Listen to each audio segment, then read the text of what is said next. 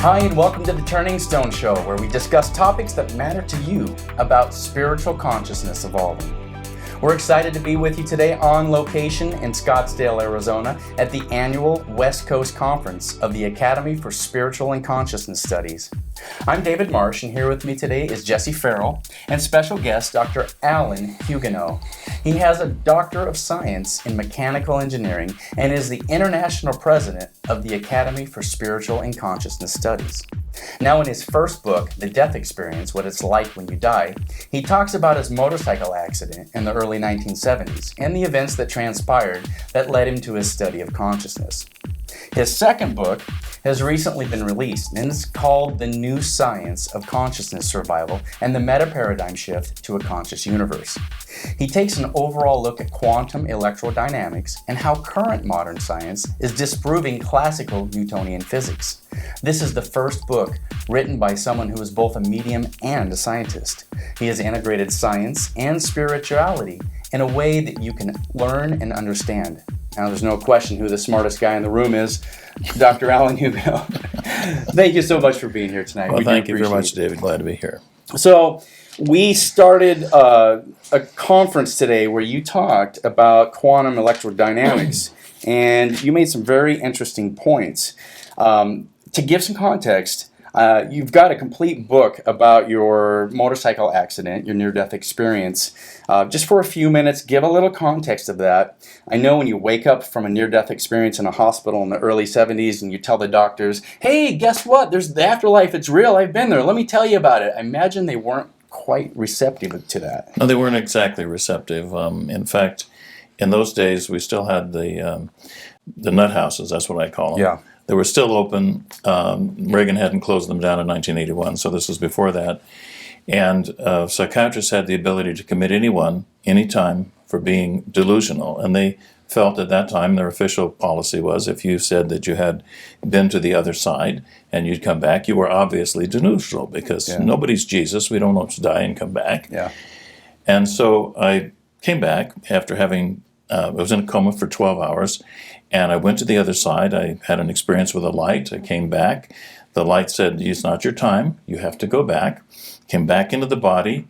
And then I wanted to tell everybody about it. And the psychiatrist, of course, wanted to put me in the nut house. And what they said was, what I said to him was, look, I've been to Mexico. You haven't. You're telling me Mexico doesn't exist. And of course, that didn't set too well with the psychiatrist. So my orthopedic surgeon checked me out of the hospital 5 days early.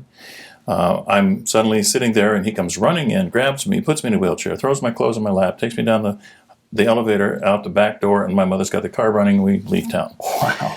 And I did not get committed to the insane asylum. Wow. Now, today, they want me to talk about it. And it's come a long way, because Moody wrote his book in 1975 and coined the term near-death experience, and they began to study it. And we have all these organizations that now study it. But in those days, I had to close it all back in. I was a physics student in college, and I had to go back to college, study physics, do the Newtonian thing. Been a naval architect, marine engineer all my life, designing ships, and doing all that stuff on that side, but knowing that we had the other side. Yeah. And now it's so popular, they just pay me to come talk. It's awesome. It's awesome.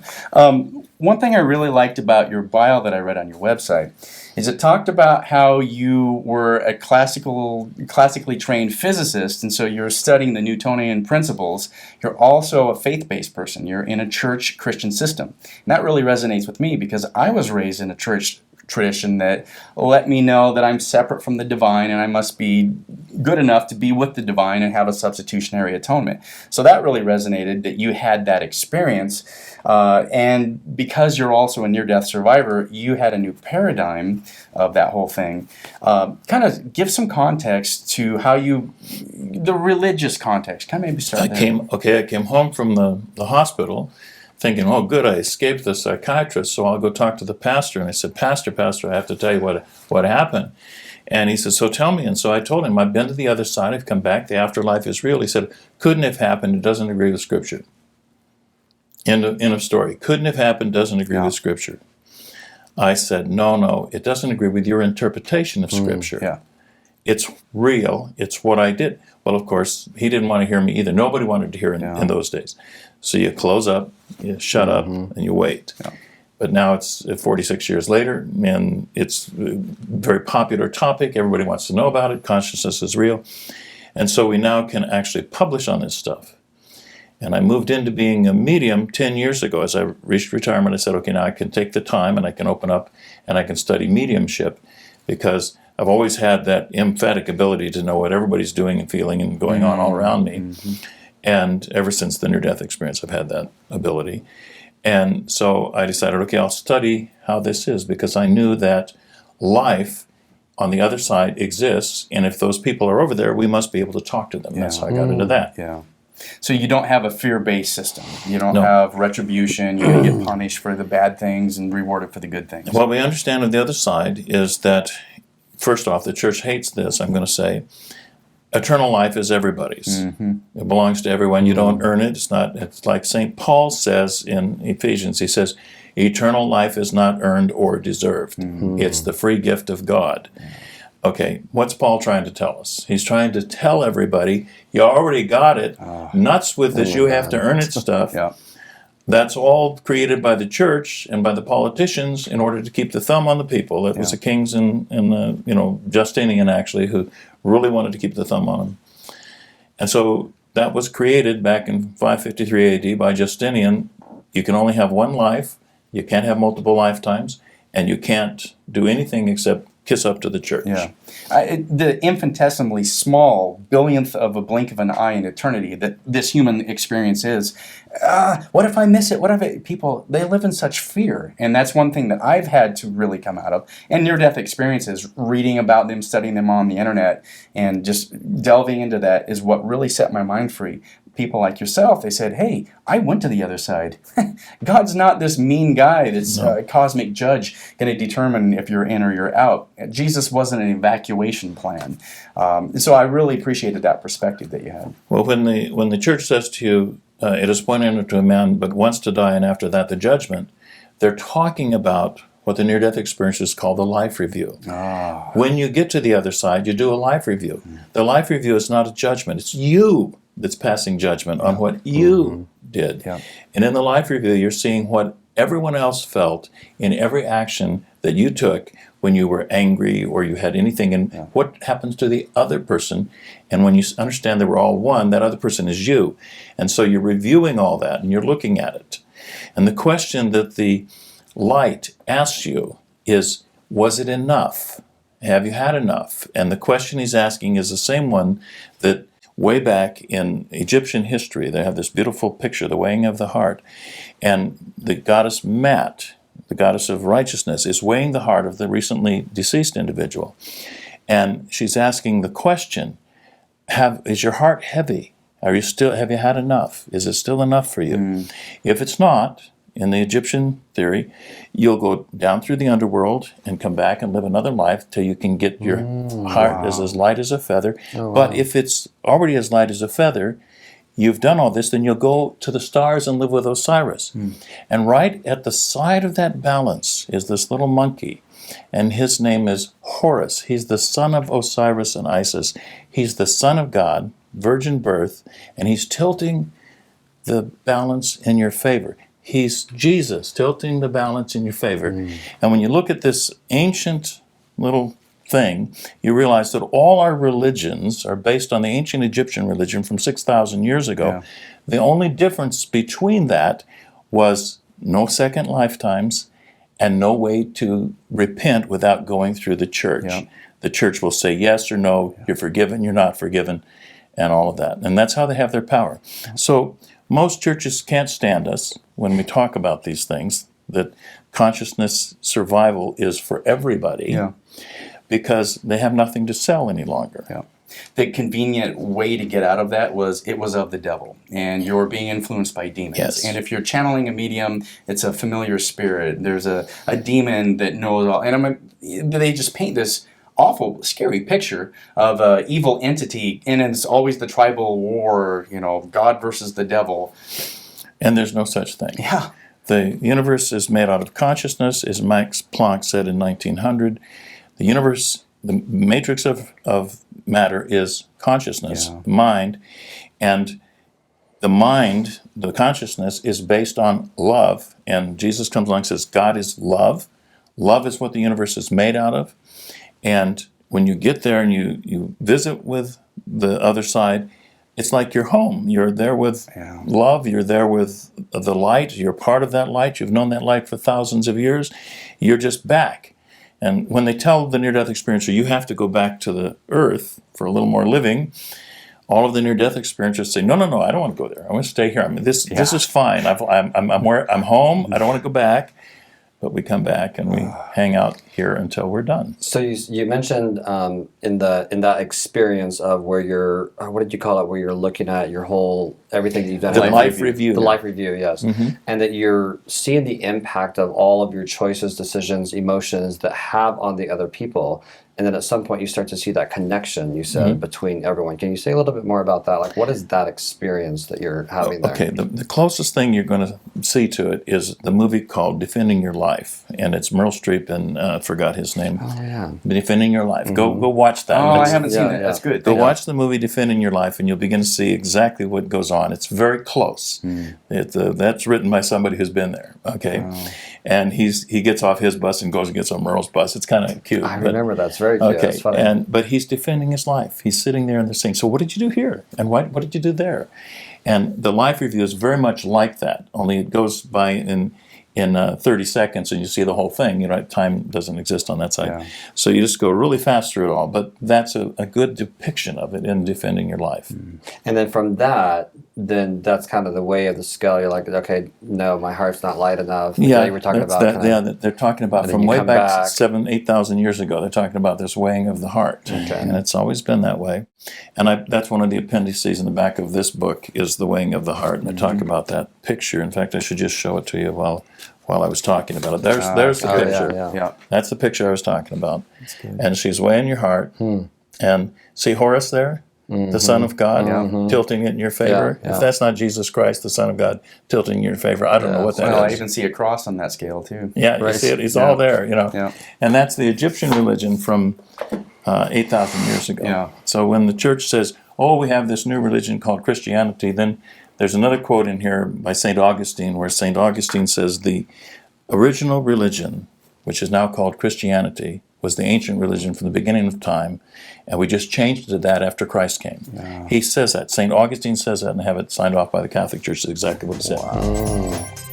Coming up, Dr. Hugenot talks about letting go of your fear and raising consciousness on The Turning Stone Show.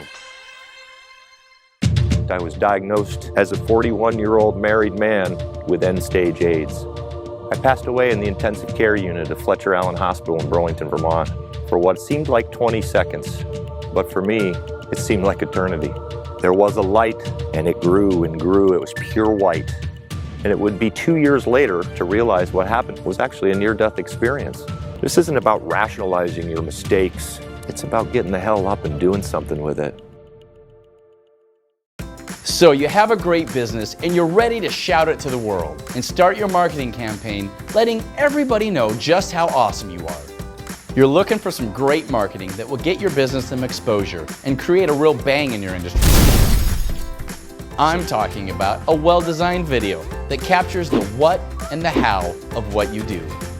We help you capture your business. AZ Video Marketing.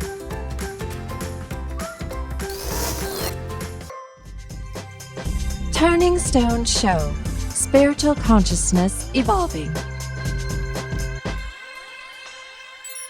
So we lay down our fear, the fear-based religion of I've got to be good enough. If we lay that down, it allows us to be open, to be able to say, well, maybe there is more to this life. And once you become open to that, you have the opportunity to raise consciousness. You can raise your consciousness and you can realize that we're all going to have eternal life. Yeah. And when you tell someone you're not going to be dead when you're dead, they'll say, what are you saying? And you just keep telling them, you're not going to be dead. Yeah. Death is like taking off a jacket and leaving it behind and you're still there. Yeah. That's the best description I can give you. You just throw the body away and you're still there. And people say, well, do you look like this? Well, what do you want to look like? And mostly you look like an energy center. Yeah. Okay?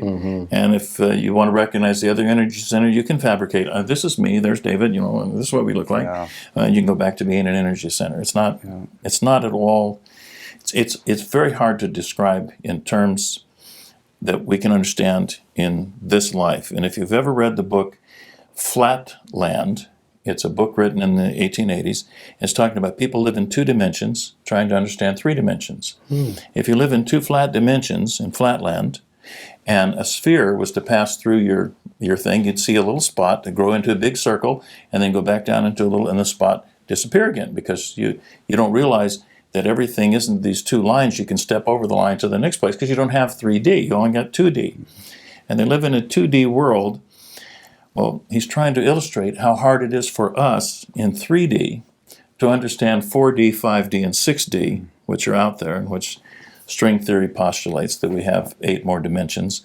And if you understand physics and you're really working at this level, you shortly come to realize that Schrodinger and Heisenberg and Pauli and all these guys were into Hindu religions and consciousness and all this kind of thing. And why?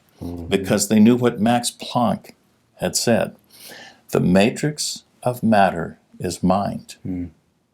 The universe is conscious. That's really what he was saying. And that's the guy who gave us the quanta.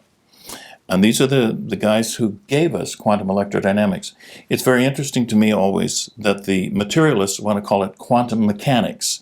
They want to turn quantum electrodynamics into something that sounds material, that it's mechanics. It's not material. It is totally outside of material. Now, I was taught at the very fundamental levels, everything that exists is made out of matter, and matter is hard, and and there's electrons, and it spins in a nice circle, and all of that. And now we've seen the double slit experiment where the the act of observing the electron changes what it does, because there's a consciousness associated. You showed a wonderful video that Dr. Q animated. Dr. Quantum. Dr. Quantum, and that's Fred Alan Wolf created that video in the late 90s. He's a physicist in Berkeley, California, and we use it a lot because it so it eloquently explains at level everyone can understand how the wave turns into a particle or turns back into a wave as needed. And the wave function is Schrodinger's wave function, which is the potentiality that everything has to become something that's out here. And that as John Newman says, you have to have choice one, which makes the decision of what it will become. And he shows so beautifully how these photons going through the 2 slots, and the photon sees that you're watching, it decides to be a particle. And if you're not watching, it remains a wave going through the 2 slots. And so it's a really fun cartoon to watch called Dr. Quantum. It takes 5 minutes, but it explains to everybody exactly how we know that the universe is conscious. Physics requires a conscious observer outside of 3D plus time, the Newtonian box that we live in, to observe the wave function, to collapse it. And that's what most people don't get, but our Nobel laureate physicists all got it because they've got all this stuff put together at some high level. But most of us are just people, and we're not physicists, and we need to understand it. And so that's what I try to do with the book, is explain in here how materialism is based on 12 basic first principles, all of which were assumed 350 years ago to be self-evident. Little things like reality. This is really here. Except it's not really here. It's just a field. And quantum field theory has showed us that my field won't go through that field. Okay, we get that. But it's just a field. There's nothing here. There's nothing here. I'm just a bunch of, field. And so quantum electrodynamics takes out all of those first principles, the 6 of them, on which materialism is based. And we've known about this since it completely put together its theory since 1934. So at least 80 years we've done this, 90 years. We've known exactly that materialism is false science. It's junk science. And yet it's still taught by all the materialists who want to know that reality is real. I can sit in my chair and it's not going to fall apart from me sitting on it. It's really here. Well, it's not. really here. It's a field. Yeah. And we know that everything that we're looking at, space and time, are actually illusions that we use to see this reality. They talk about the Big Bang. They say there was a singularity, and all of a sudden it went bang, and it spread out and became, well, what was here 2 weeks before the Big Bang? Oh, that's so good. The singularity just thought that it got bigger. Yeah. There was no bang. There was nothing. The Big Bang never happened. But that's the best solution they can give you is well, awesome. It all just started from the Big Bang. If that's not a religious viewpoint, what is that? I know. There's so much faith that you have to have. You even have to to be have- an atheist. Even to be an atheist, Yeah. you have to have faith in the Big Bang. No, that doesn't work. Yeah. Okay, so there it is. And then when somebody says, I'm an atheist, I'm a materialist, I believe, he's saying, I have my belief system as a materialist. And what is a belief system? It's BS. That's so good. So we have the Baptist BS, we have the Muslim BS, Yeah. we have the Methodist BS, we have the Hindu BS, and we have the materialist science BS. But what's the truth? And as a scientist, you have to look at what do we know, and you have to look at the science that we have, and you have to go into places, and you have to look at what do mediums do, and you have to do the science of looking at what those mediums do. And I'm looking up a picture here in my book just for the fun of it.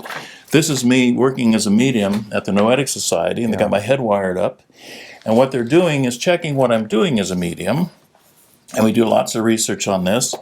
And these are what we do. We generate this with the EEG that we're doing on my head, and it tells us lots of things, where the energy is coming in and all that. You can look in the book and see that. But what I'm talking about is I've been tested at 3 different laboratories in this country of what I'm doing with mediumship, 10 years into the study of it. You don't do this. Mediumship's not something you start one day and, I'm going to be medium. It's like concert piano. And I go to Arthur Finley College over in England and I study it. And I'll be doing next week a seminar with a bunch of other mediums in Orlando starting on Sunday night. We sharpen our abilities at this so that we can sit there, and when I talk with someone, if I was working with you, and if you had a deceased relative that I was looking for, I would bring you their name, then I'd tell you how they died, and then I would tell you their relationship to you, and I'd tell you all these things, because I tell the spirits ahead of time, I won't bring your message through unless you tell me your name, your relationship, how you died, all of that. And so they come from the other side, and they tell me this, and I feel it. I feel a name, and then I tell you the name that your grandfather had this name and so forth, and that's who he was. And that's how we do this. When I do that, or when other mediums that are evidential mediums do that, we can bring in everybody's name, all your relatives, everyone around you. How do I do that? I've done it sometimes where I have, as a scientist, I'm up there, I'm standing in front of a spiritualist church, and I'll bring through 5 different deceased entities for 3 different people that are there, their relatives, the names, who they are and everything. And I run the numbers on it, and it's 3 billion to 1 that I could ever guess all of that. Yeah. And yet it just comes right through me. Well, the only explanation we mediums have for that is that they're talking to us. They're putting it in our ear. They're right there talking to us. Science says, boy, that doesn't sound very good. Are you sure about that? Well, that's what it sounds like to us. Yeah. And I know, put a number on it, 50, 60, 70, 100, I don't know how many mediums I know that do this, that I know, I'd have to make a list. And we do this. Now, there are fake mediums who say, I got your grandma here, she's got gray hair and she had glasses before she died. Most grandmas have glasses and gray hair before they die. But when they've really got evidence, the name, what they died of, it was a heart attack, or it was breast cancer, or it was pleurisy, and they tell you these things, then you say, okay, there's real evidence. They're obviously, and they don't know if you've met from Adam, they've never met you, and they bring in your relative and tell you this stuff, they're real. If the medium it doesn't bring you that kind of evidence, don't have anything to do with them, don't pay them anything, don't be involved. Yeah. I have never made money being a medium. I don't charge for readings. I just do it because I'm a scientist studying mediumship. Coming up, Dr. Hugenot talks about mediumship and channeling Helen on The Turning Stone Show. Hi, I'm Jesse. Here's what you need to know about Chinese cupping. It's a great way to just tweak your body just enough to get increased performance, but also to release some of those areas of your body that you don't even realize are painful. And cupping and acupuncture are often used together, but it's an effective way to bring blood flow to a particular area of the body so it aids in rapid healing.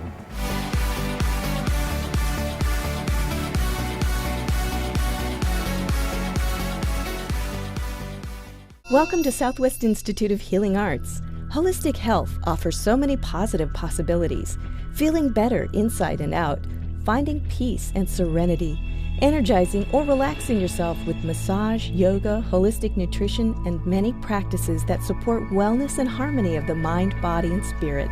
Southwest Institute of Healing Arts is an award-winning, nationally accredited private college and community healing center for holistic healthcare careers and continuing education. Turning Stone Show. Spiritual consciousness evolving. The humor that you shared about Helen today was amazing. Here's a woman you've never met, but you have a unique relationship with her. Okay, so my chief person on the other side, and you have to understand, we're on this side, and for you to talk to that side, you go to a medium.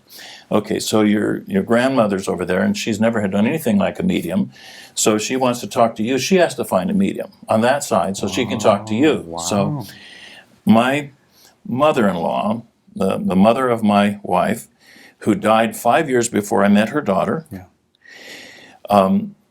just started coming to me because I was talking to her about a particular building she designed and why they did things and so forth. And we began to talk. And as I studied mediumship and got more into it, she would come to me and tell me things. So I went to mediums, and every time I go to a medium, here would be Helen, that's her name. She might come as Dorothy, which is her middle name, to fool the medium if the medium had ever heard of Helen. She'll do this thing. But like at Arthur Finley College, the first time I was there, I'm there, and Helen came through. At Arthur Finley, we give readings to each other all day long. That's what we do. And the first 8 readings, she was there 5 out of 8. And I had to say, Helen, honestly, I need to talk to my mother and my grandfather and my uncles. Would you stop? And so I didn't hear from Helen for a day and a half. She just went and got in a snit and went off. And then she finally started coming back. And so the relationship we have across this divide, and remember, this is a woman I never met in this life. But when she sees me, she says, Alan, my joy, my love, my dear, my glory, she's got all these little pet names for me. And she comes through with these other people, and it's apparent that I've known her for a very long time, whether I was the girl and she was the guy or what. This goes back for a long time. And probably previous lifetimes. If that's true, we're working on the reincarnation thing and we're studying that. But it's apparent to me that I've known Helen for a very long time and that she showed up and she I have all kinds of evidence and I can tell all kinds of stories. But here's the thing. I'm having a relationship with somebody I never met on the other side of the veil, and it's a fun relationship. Yeah. And she honestly comes to me every morning at 3 o'clock, and I get up at 3 a.m. and at 3 a.m. we have a talk, and I get out one of my journals and I start writing, and Helen starts telling me stuff.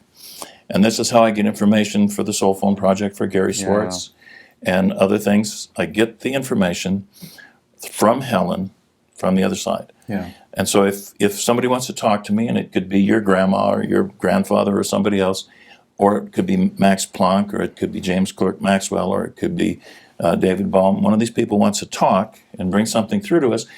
If they go to Helen, Helen knows me so well from so many relationships that Helen knows my heart inside out. And she can just put a name into me, somebody's name, so that I feel the name, and then I say the name. And here's an example. I'm my very first time on the platform making a reading for somebody in the room, and I've got this woman there, and I've got her boyfriend, and I'm telling this guy that's standing right beside you, and he's got curly black hair, and he'd like to grow his beard and shave it off and grow it again. And then he passed on, and he loves you very much. He wants to tell you he loves you very much, but he's not your brother. He's more like he must be she says, he's my fiance. I said, okay, that's who he is. And he had something to do with basketball. She had said, it has nothing to do with basketballs. I said, oh, Okay. So I said to Helen later, what was that with the basketballs? And she says, well, the only professional basketball player you know is Jack Sigma of the Seattle Sonics. And the guy's name was Jacques, and I just trying to get you to say Jack. And I said, oh, thanks, Helen. So I went to the woman the next week and said, what was his name? And she said, Jacques. And I said, there it is. And that's how Helen works through me. She knows what can trigger me to say something. And she was trying to get me to say Jack. And instead I said basketballs. And so you learn over time to deal with your medium on the other side. She's the medium on that side, I'm the medium on this side. So we can communicate. And so it's like as if you thought about her field and my field, and we're just like this, or trying to get it completely so that, when you hear a medium like Suzanne this morning, Suzanne talks to Susan, and they're like this. That's her daughter-in-law, or her stepdaughter. Yeah. And that's who talks to her, and so that's how we do that. They just put it into us. And so if go ahead. If your grandfather's over there trying to talk to me, he's going to come to her, and she's going to interpret it into symbols that are going to make some kind of meaning to me that I'm going to tell to you.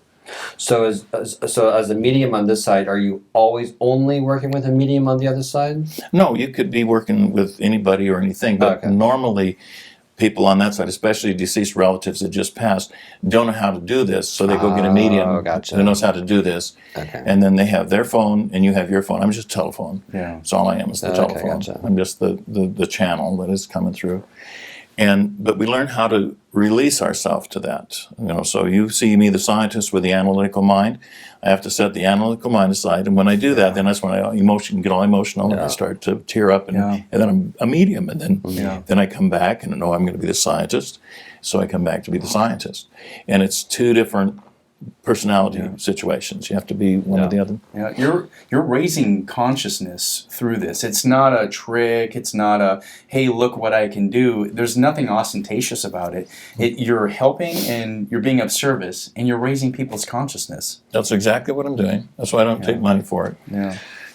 So how do you? So there's been a lot of talk this weekend about love being the biggest thing, like what we're all striving for, the vibration, the consciousness. How does that work with? How does love itself and then consciousness? How do those work together? Are they separate, distinct, or? Well, consciousness is what we realize in physics. How would a rock become conscious and become what we are if we were just cold, dead rocks here in the universe?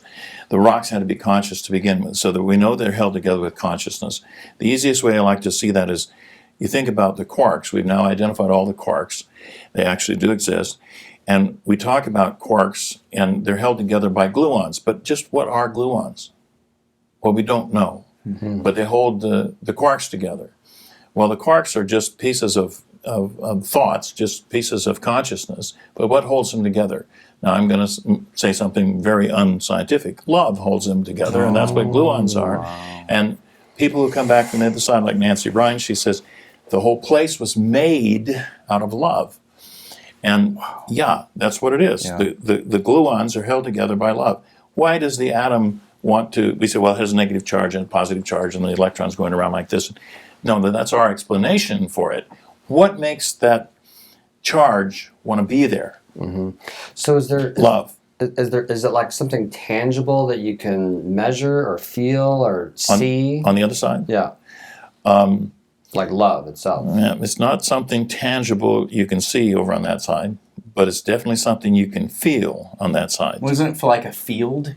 It's like a field. Yeah. Okay, I can explain this in another way. What we're working with at this moment is your heart makes a field that we haven't been able to measure.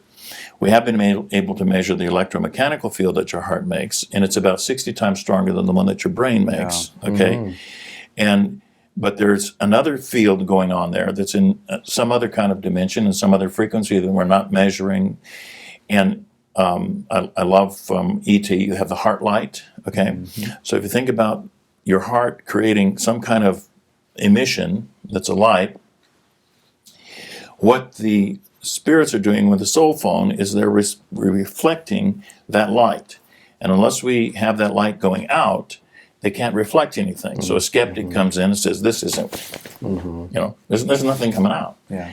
Okay, but the one who believes, who says, oh yeah, they're over there, I believe in them, I know my loved ones are over there, there's this huge bunch of stuff coming out of them, and that's how we bring the power together in a seance or something. We're all together, and this is coming out of us, and we make a circuit, and then the power gets more powerful. If you saw Sanaya last night when Suzanne was bringing through Sanaya, she's saying, send me energy up here on the, and I bring this through. And that's how we do it. We work together in this energy thing. That light is what they reflect back. And we're working with optics to do the soul phone. We're working with optics, and that's how we do the soul phone.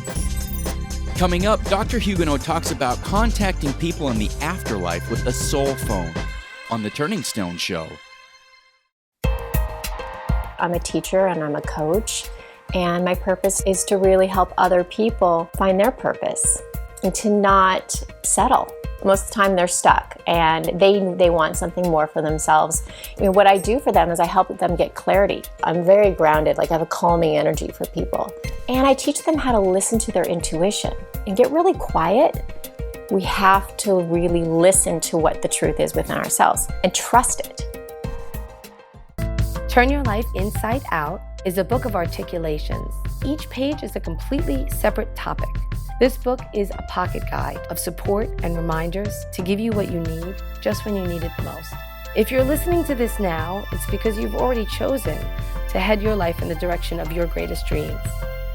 If you open this book to any random page, you'll notice it's not so random at all.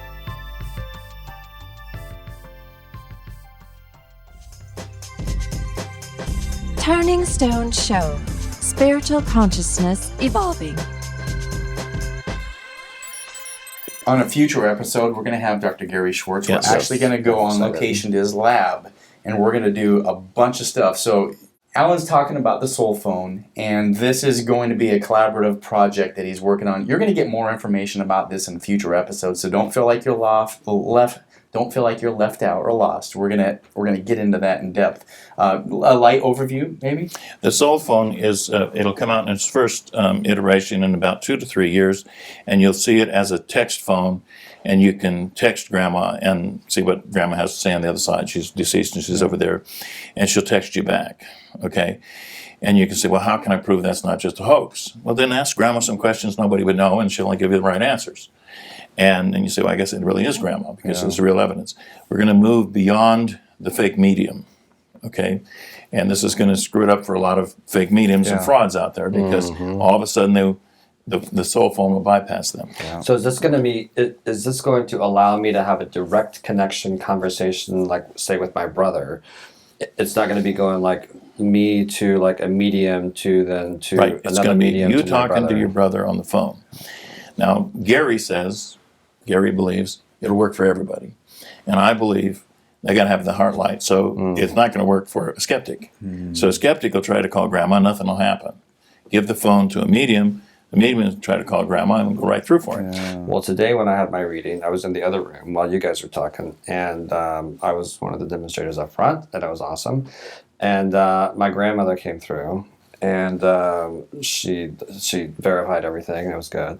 And then she said, well, your grandmother has a message for you, and it's you need to slow down your driving and be more careful when you're driving, which is very accurate if anybody knows my driving.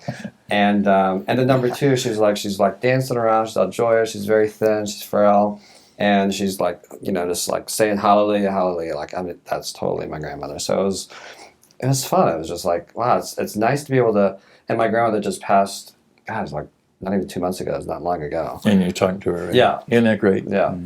I immediately text my mom and text my sister, and the same little connection with my brother as well, because that's who I really wanted to talk to, was my brother. And so she's like, so like when you, and I've done it several times, so conscious of it now, like during this episode, every time your ear itches you over here or your nose bothers you, like that's your brother messing with you, because he knows it irritates you. Yeah. Because that's what you guys would do as kids. Or when the volume goes up suddenly on a song or on the TV, that's him messing with the volume because he knows it irritates you. Wow. I'm like, wow, that's nice. So, and that this morning when Suzanne was talking and we were talking about the soul phone, and then the lights started blinking in the corner. The lights were not on; they just came on and off and started blinking, blink over here. And that was Peter, and later we'll say who Peter is, but we won't say that now. That was Peter blinking the light. Yeah. A bunch of us picked up who it was that was blinking the light because Suzanne was talking and was talking in rhythm with her. And Peter does that for Rhonda, who works with Gary. Yeah. And so once you open to this and it all starts happening, you realize this is very, very real stuff. It's just the skeptics who, for some unknown reason, don't want all this to happen. They're scared of something. Is that another fear-based construct, even on the materialist side? Because I came out of that religious fear-based context, but there's this science context as no, materiality. This is all there is. That's all. What is the fear about that? Dean Radin, Dr. Dean Radin says it this way. He says some people want to be totally sure. They want to be comfortable. They want to be absolutely sure. It's a level of confidence. And those people want to know that science knows everything. Well, when we put out the Hubble telescope in 1998 and we began to look into the far reaches of the universe, the astronomers began to tell us that things were speeding up, not slowing down. And gravity said that things are always going to slow down and it's going to speeding up. Well, then there's something else out there, and they call it dark energy. And we've looked at it and we've measured it and we've figured it out that there's 96% of the energy in the universe we have never discerned. Wow. The light energy that we see is 4% of the universe. And so here's the materialist saying, well, I know that in the 4% of the universe that we can see, that the 96% we can't see, there couldn't possibly be an afterlife or any consciousness survival or anything like that out there, and the 96% we know nothing about, we're sure of that. Now, how stupid is that? How absolutely ignorant and dumb is that? Is it the quest for certainty? Is that it's what the we quest want? for certainty. They want to know. We know terra firma is firm. We know that our feet are solidly on the ground. This is all there is. This is solid. And it's solid, and it's not an illusion. But quantum electrodynamics says time and space are both illusions, and we are just in this big universe, and everybody says, well, it's got to be solid. No. What if it's not solid? What if it's a really good idea? It's a great dream that we're having. So if it's the fear of the unknown or the fear of the uncertainty, how is this organization going about educating and moving people beyond that fear of the unknown so they can move more into the certainty? What we do mostly is we explain to people, if the near-death experience people are telling us the truth, and if you can talk to grandma on the other side, then it's pretty obvious that consciousness survives. And if consciousness survives, then what's there to fear about death? It's just moving on to the next chapter. It's just moving on. And once you no longer fear death, how can anybody scare you? The guy says, I'm going to shoot you. Go ahead. So then that leads me to the question of, so I've always had kind of that description as my soul, but now, like inside of this weekend, I'm getting a whole nother awareness of it's the consciousness, especially talking with the near-death experiences and having those conversations. So if your brain is dead for a period of time and you're dead, but then your consciousness comes back and you're fully aware and present and everything is there, your consciousness had to live. So what's the difference between your consciousness and your soul, and how do those conversations? Well, these are mostly semantics is the only difference. Your consciousness survival is the way I like to say soul. Okay, consciousness survival. And what happens is you survive. Your soul survives. The part that's you survives. All of this, there is no retribution. There's no punishment. We all are going to be there when we get on the other side. Some people, most poltergeists that are, haunting a house somewhere are souls or consciousnesses that have lost their body, but they couldn't possibly be dead because they're still here, right? So how could I be dead? Because dead is dead, right? So I'm still here. So they're a little confused. And so they don't know how to move on and go on over there. So they're running around and bothering the people that now live in their house. And when we sit down and talk with them and point out, you see us here, but you notice these people are living in your house. I wonder why that is. Is it because your relatives, after you died, sold it to them? You suppose they're not squatters? And maybe you could move on, and there's a light over there. Go over there. And they move on to the light, and they realize that they're dead. Well, that's maybe the next dimension, the fourth dimension, or the fifth dimension. We don't know. We can speculate all kinds of dimensions here and things like that, and people do a lot of speculation, and I hate that. But I have to just describe it some way. So maybe they move to the fifth dimension when they're in that fourth dimension, and they finally realize, oh, I'm dead, I can move on up. And so that's how you literally do an exorcism to get somebody out of a house. You just get them to move on. And your soul survives. That we know. We think our speculation is that we were here from eternity and we're going to be here till eternity's over. I know this. I went to the other side, I was still alive. I can talk to people on the other side that are still alive. People say to me, but wait a minute, if Grandma's over there and she reincarnates and comes back before I die, will Grandma still be there?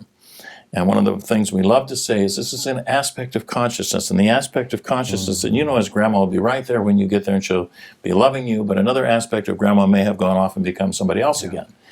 So if you can see us all as aspects of consciousness, little pieces of the big consciousness, we're each a grain of sand on a beach, and the whole big beach is God, you know, the big consciousness, and we're all part of that. It's so coming like together, like the whole picture so comes together, it does. Everything. Yes.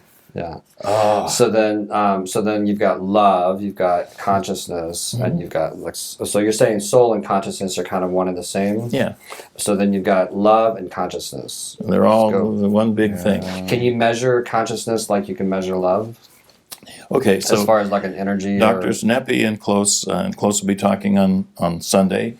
Have a whole program for putting consciousness into our current system. So they have even measurements, and they have a whole calculus of doing it, how you can figure out how much consciousness is in each atom and so forth.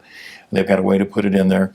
This has taken a lot of work and a lot of speculation and then checking and then redoing to come up with this beautiful theory that they have.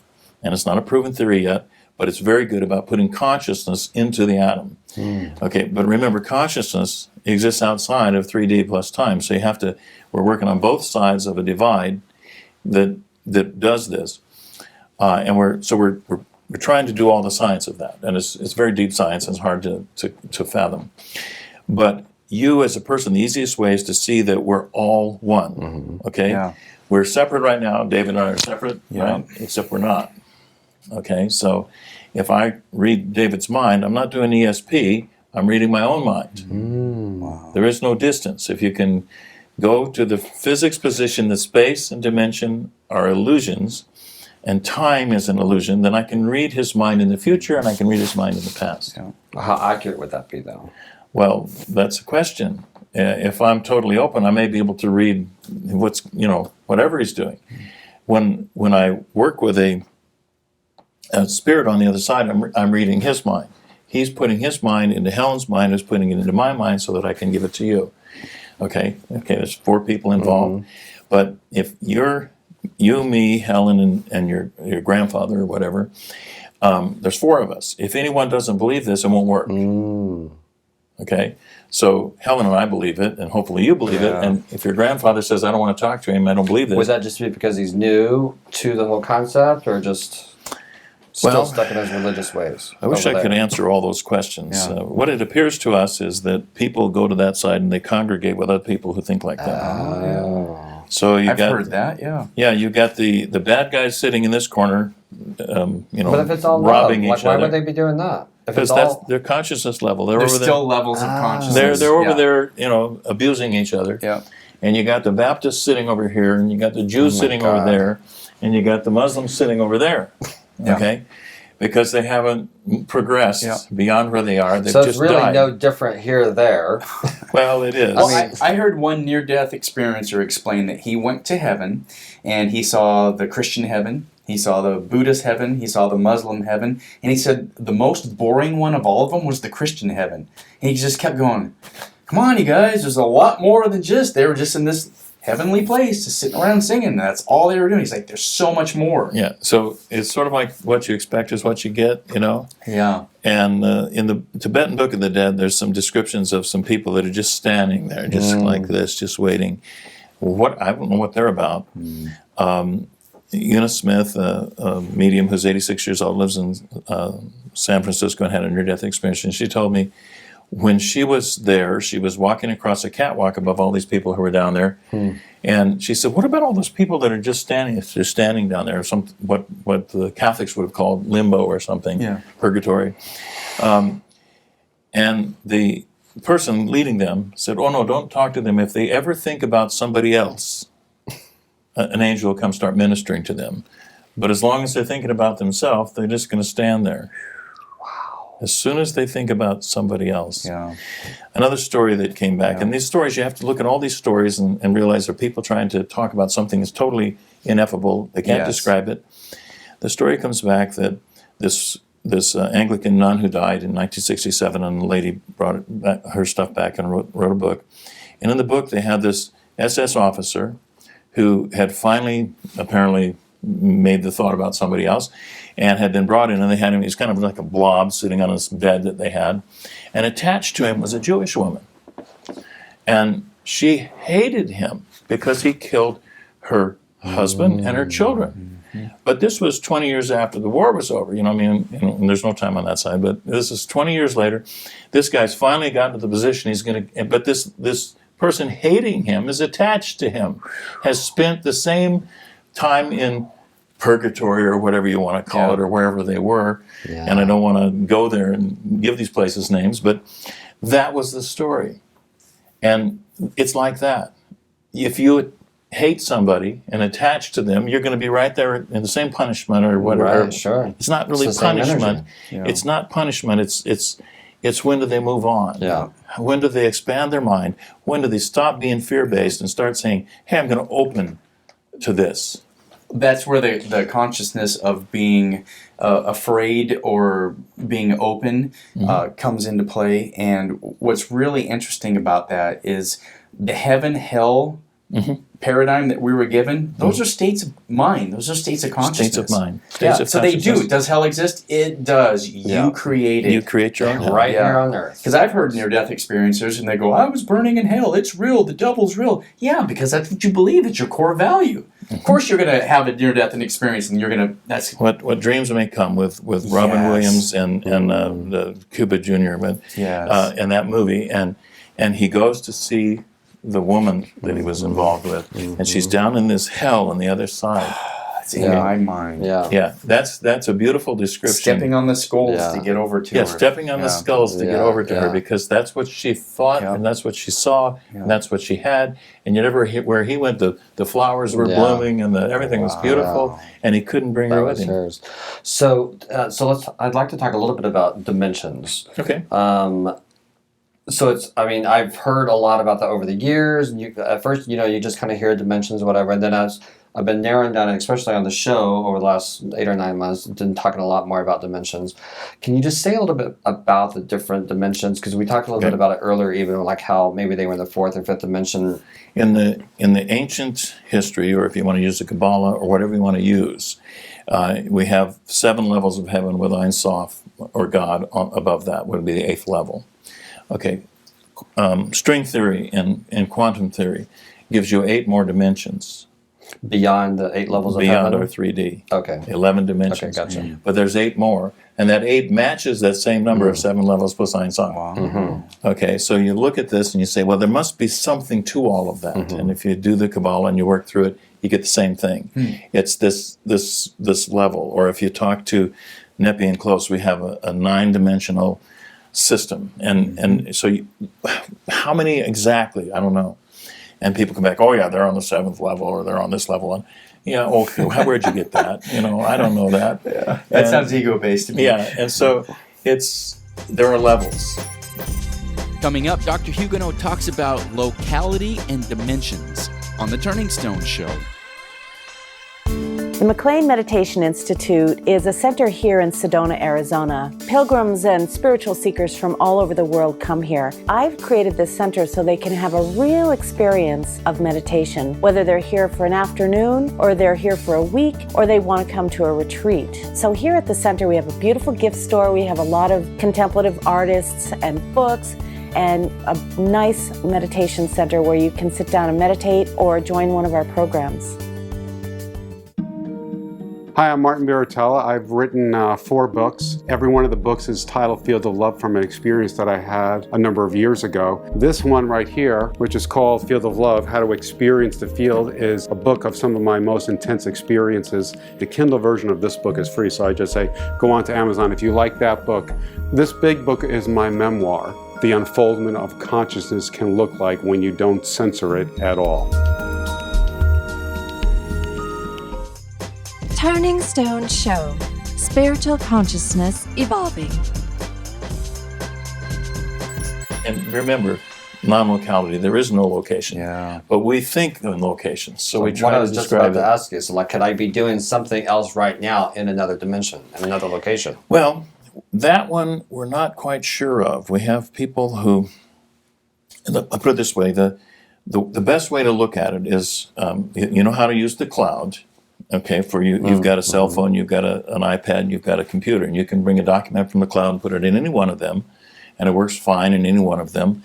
And if you think about it that way, our consciousness is in the cloud, and we could have our consciousness here in this body called our little cell phone, this body, and that's where it is. And it sure seems like it's here, but we can always put it back up in the cloud and have it come down in the other one over there. Grab it on the other side.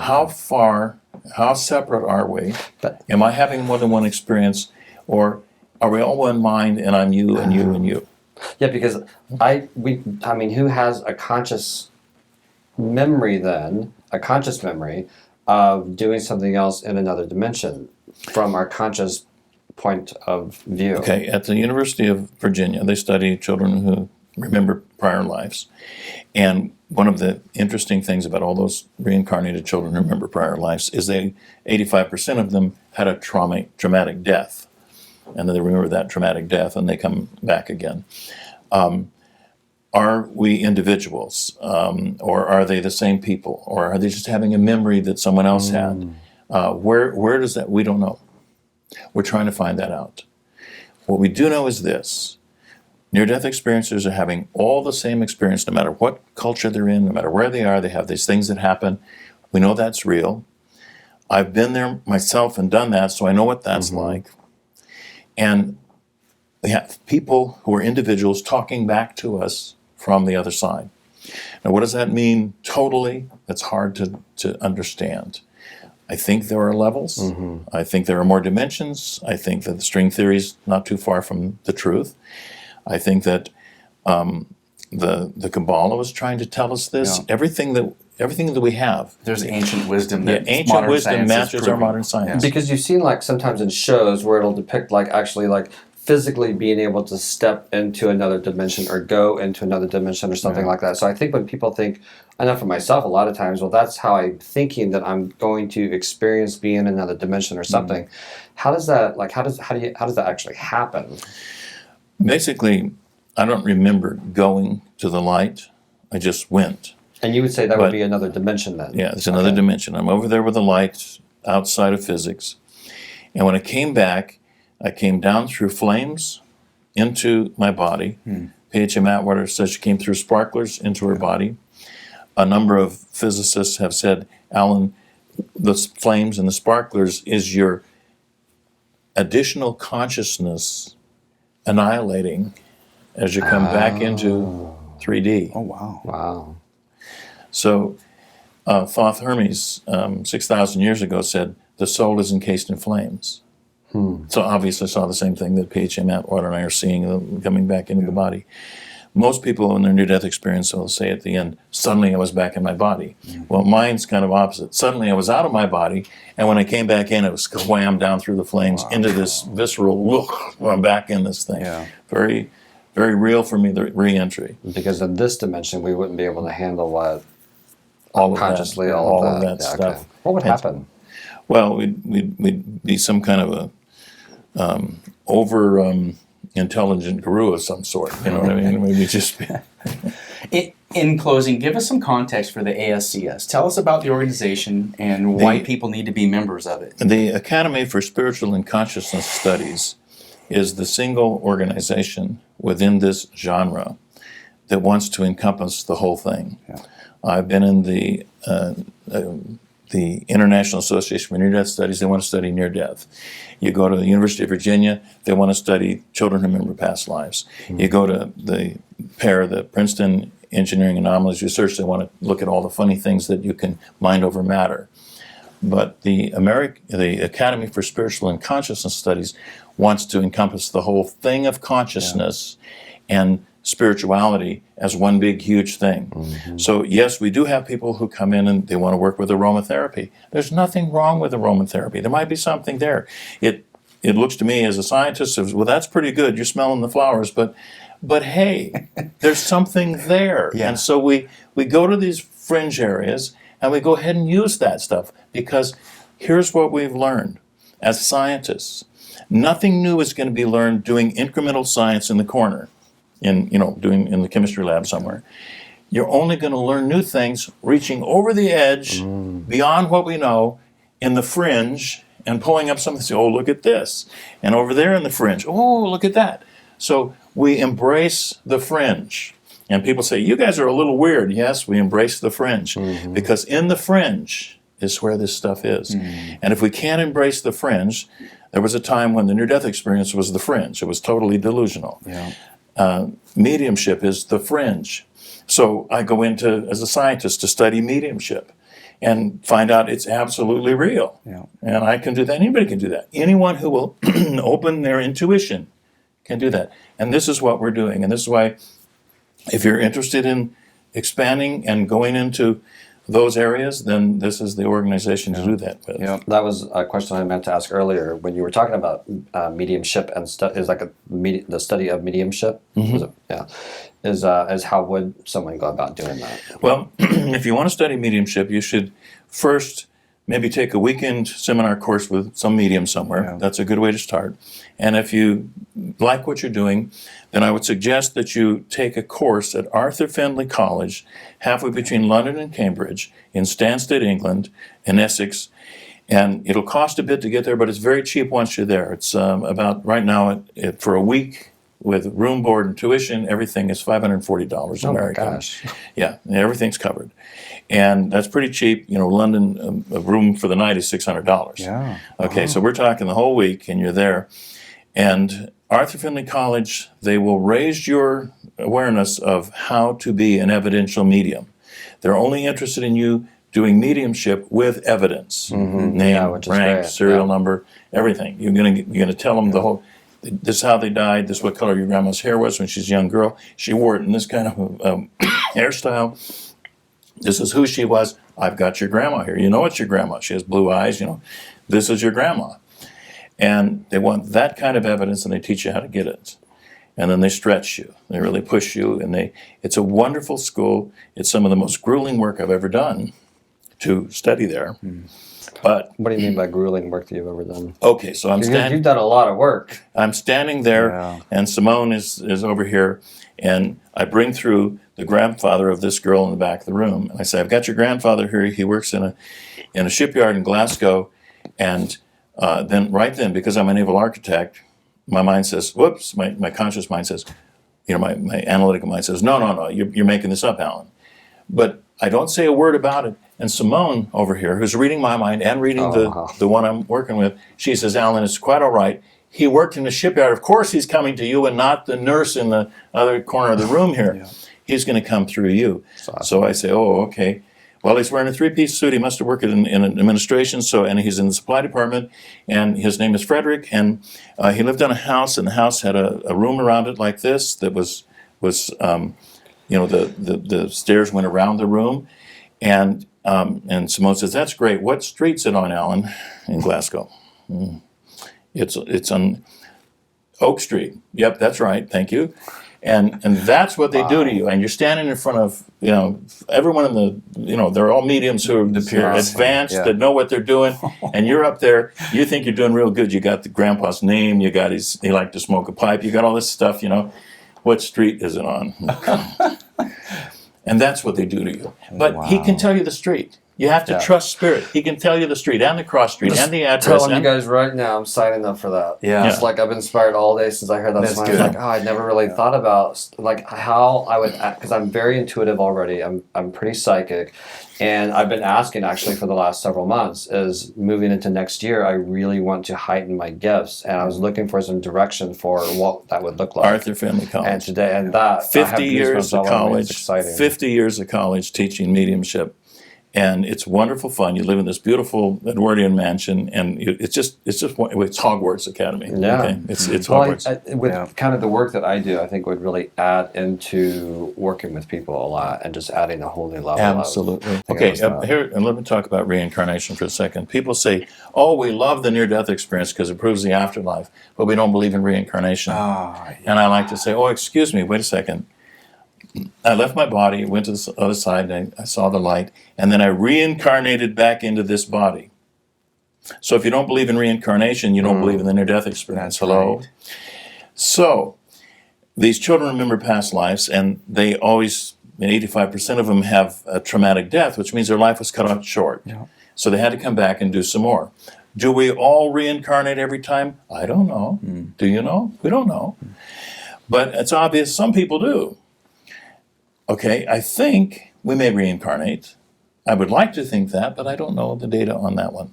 So, but it's obvious I reincarnated back into this body. I remember coming back in. Yeah. It was painful. I didn't like it. Didn't want to come back in.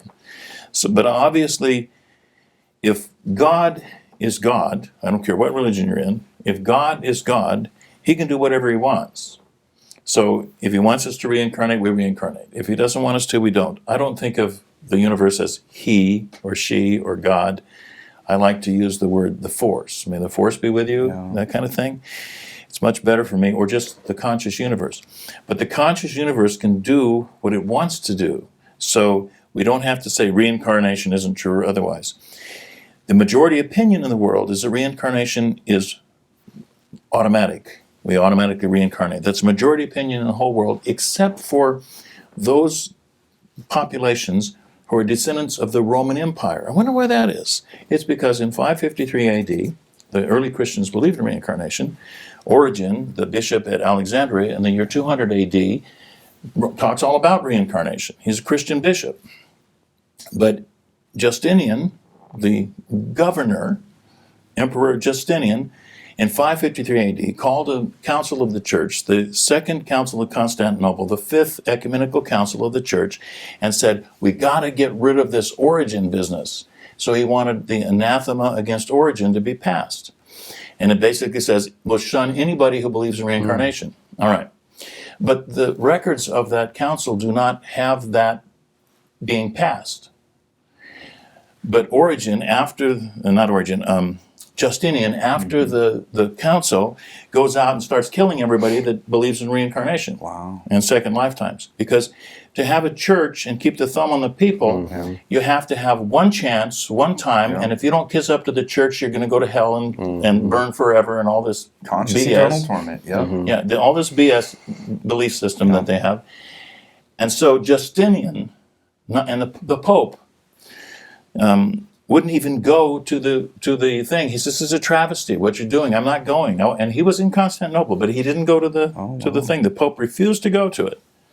So this is totally a political deal of the governor wanting to use the church to keep the thumb on the people. Justinian did that. So before that, the whole Western world also believed in reincarnation. Now, the Christian church, all the different denominations say, oh, that couldn't possibly be true. Well, go check your history. It is true. And just go check your history. Tell your pastor, if he doesn't want to believe in that he needs to go check his history. Wow, that's good. And when this happens, you see, the church loses, what do they sell? Salvation from what? Yeah. Right, yeah. Conscious eternal torment. Conscious eternal torment. You're gonna burn. And that's what they're selling. And so if everyone has eternal life, which is what we're trying to say, and I say it right here, scientifically, a non-religious afterlife, consciousness survival, that's what we're talking about. A non-religious, scientific consciousness survival in an afterlife. We just took away the church's power.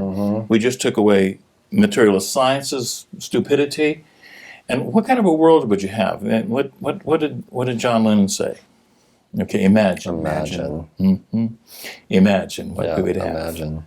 What kind of a world would we have if there's no longer any boundaries and borders and the other song that they have, all there is love. Mm-hmm.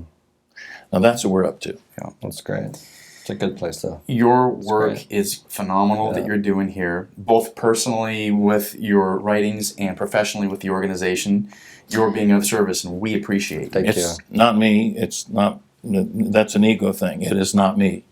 I am here in service of spirit. Yes, I like that. Okay? Yeah. I would just as soon be on the other side and stay there. Yeah. I'm just here because the light said, Alan, you have to go back. That's great. Okay? I would just as soon be over there. Yeah. But I'm here. We're doing this, all of us, Suzanne, me, Gary, we're all doing this for exactly to serve spirit. Yeah. I have no other purpose. Yeah. And that's what's going to happen to you if you go to Arthur Finley. Oh, it's so good. They're going to say to you, you are here to serve spirit, you have no other purpose. And you'll pick it up. That's been you start out at a basic class and you build up. The one I just described is a very advanced class. That's 4 weeks of it when I could finally get to that class. Mm-hmm. Any other questions you got, that's what we're doing. That's great. Awesome. Turning Stone show is about spiritual consciousness evolving, looking for meaning underneath the surface. Is there one final thing that you'd like to impart to people that is just your burning thing that you want people to know? It's so simple. You won't be dead when you're dead. You won't be dead. Yeah. There is no death. There are no dead. And that's the point I'm trying to get across to everybody. Yeah. You are not going to die. You're going to give up your physical, but you'll still be here. Yeah. Now's the time in the show where we like to have a turning stone. And with today's turning stone, we go to Jesse.